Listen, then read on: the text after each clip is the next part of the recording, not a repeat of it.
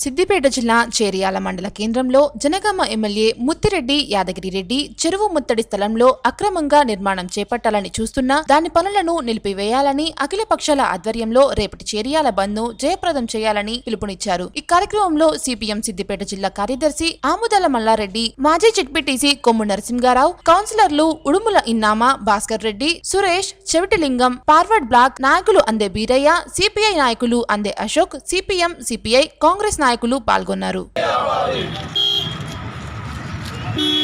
చెరువు మత్తర్ల అక్రమ నిర్మాణాలను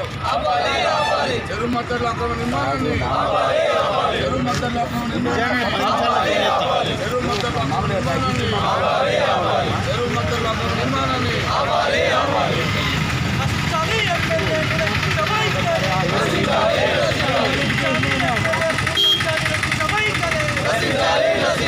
ఆపాలి అక్రమ నిర్మాణాలను